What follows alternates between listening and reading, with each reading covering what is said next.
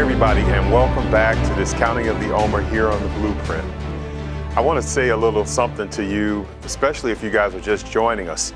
The Blueprint part of the Faith and Focus web platform is dedicated to sort of digging out and unearthing and going back and taking a look at some of the foundational things of our faith. So we, in meetings, we're praying and asking the Lord, how can we share with other people? And we said, well, let's go back to the Father's blueprints. What are the Father's? Because we all have these things. And if you ever built a house or done any type of strategy, you kind of have a print that you lay out. And so, well, we want the Father's blueprint. We want what his blueprint is. So that whole blueprint thing is all about like finding out what are some of the original things that took place.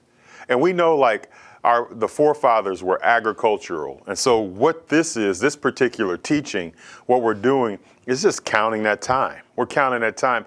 And what we've applied to it is sort of just a little bit of biblical stuff, some inspirational quotes to help us to focus on that time between the first days, unleavened bread, that Sabbath, then all the way up to 49 days, the 7 Sabbaths. So we're working our way that way.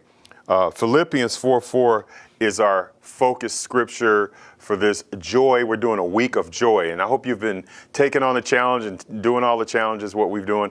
And now I'll ask, if you haven't looked at the first few weeks, you go back, take a look at the first few weeks and see what we were working on, and then come back over here and add to it. We were doing gratitude, and we talked about faith, and now we're on joy. Weeks 4, 5, 6, 7, and we're working our way. So that's what we're doing. We're unpacking those things. Philippians 4:4 says, rejoice in the Lord always. And again, I say, rejoice. I love this verse. This verse is so plain, and it's kind of a salutation or a final analysis of things that Paul is writing here to the Philippians. He says, rejoice in the Lord always. He's given all that instruction. Then he said, rejoice in the Lord always. And rejoice is the word we're focused on. Rejoice, to represence our joy. So the joy, maybe we were not as joyful, but we're going to rejoice or be excited again.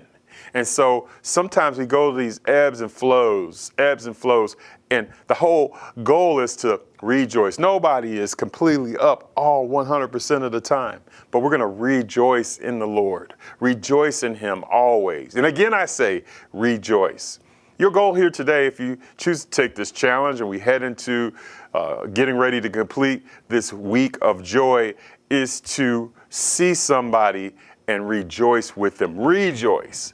I'm going to re-celebrate you or re-celebrate your victory, re-celebrate something powerful that has taken place in your life.